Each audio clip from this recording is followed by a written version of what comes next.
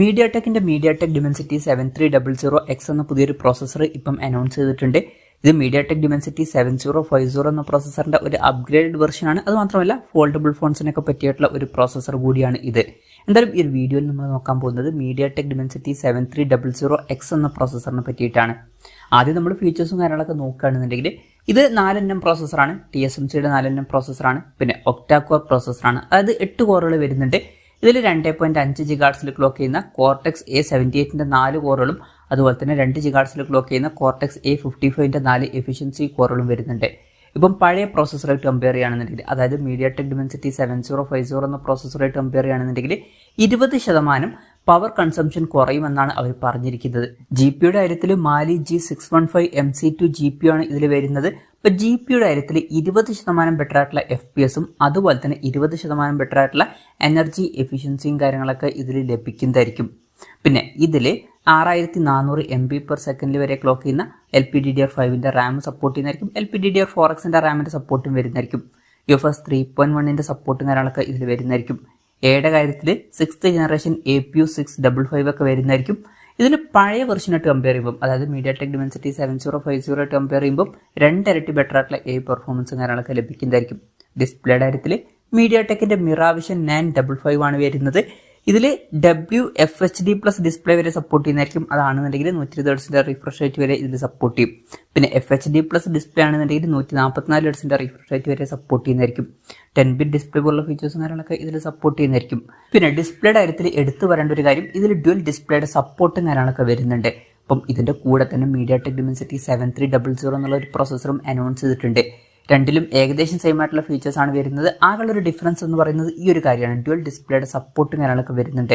അപ്പം ഇതിനോടുള്ള ഒരു മെച്ചം എന്താണെന്ന് വെച്ചാൽ ഫോൾഡബിൾ ഫോൺസിലൊക്കെ ഈ ഒരു പ്രോസസ്സർ യൂസ് ചെയ്യാവുന്നതാണ്. അപ്പോൾ കുറഞ്ഞ പ്രൈസ് റേഞ്ചിൽ വരുന്ന ഫോൾഡബിൾ ഫോൺസിൽ ഈ ഒരു പ്രോസസ്സർ കൂടുതലായിട്ട് കണ്ടേക്കാം.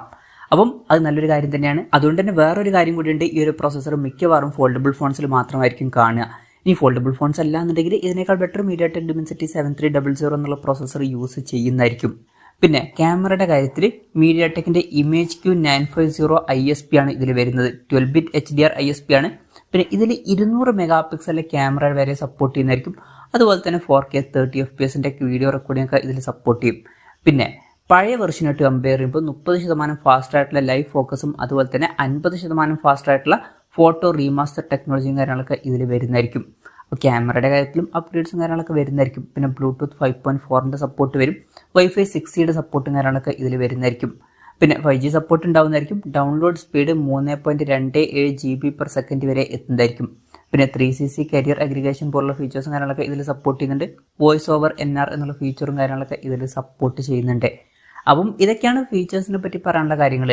ഇനി ഏതൊക്കെ ഫോണുകളിലായിരിക്കും ആദ്യം ഈ ഒരു പ്രോസസ്സർ വരിക എന്ന് വെച്ചാൽ, മോട്ടറോളയുടെ മോട്ടറോള റൈസർ 50 എന്നുള്ള സ്മാർട്ട് ഫോൺ ലോഞ്ച് ചെയ്യാൻ പോകുന്നുണ്ട്. ഈ ഒരു സ്മാർട്ട് ഫോണിൽ ആദ്യം ഈ ഒരു പ്രോസസ്സർ വന്നേക്കാം. ഇതൊരു ഫോൾഡബിൾ ഫോണാണ്.